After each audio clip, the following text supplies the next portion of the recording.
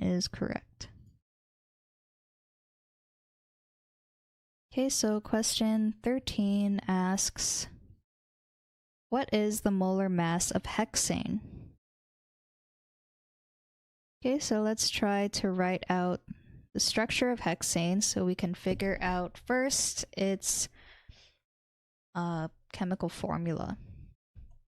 So it has the prefix hex. So this tells us that there are 6 carbons in the parent chain.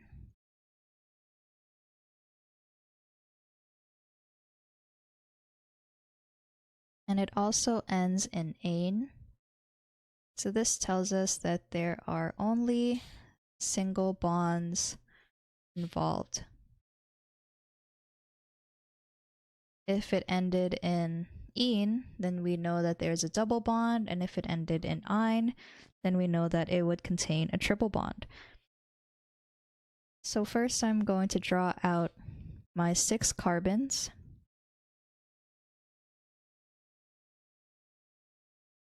And then I'm going to fill out all the carbons with their hydrogens, since carbon needs 4 bonds in total.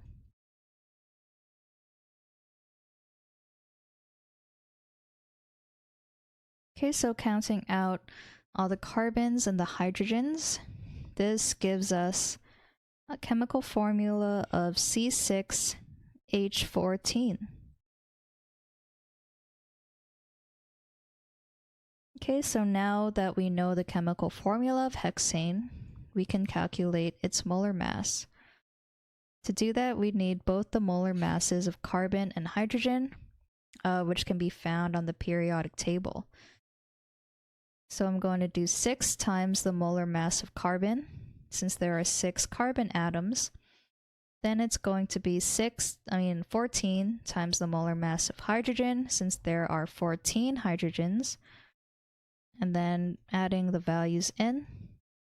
Molar mass of carbon is 12.01 grams per mole, and the molar mass of hydrogen is 1.01 grams per mole.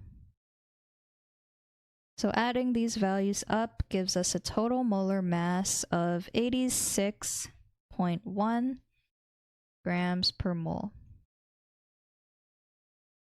Okay, so let's see what the junior tutor said. In definition, the molar mass is the mass of a given chemical element or chemical compound in grams divided by the amount of substance in moles. Molar mass of a compound can be computed using a periodic table by adding the standard atomic masses of the individual atoms or elements. It is used to compute for the number of moles of a certain compound to give its mass. To compute for the molar mass of hexane, we need to get first the individual atomic masses of each element.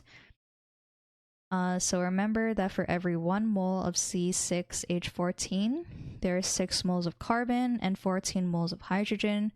Therefore, we need to multiply the atomic masses of carbon and hydrogen to 6 and 14 respectively. So they got 72.06 after multiplying all the carbons, plus 14 gives 86.06 grams per mole. So this solution is correct.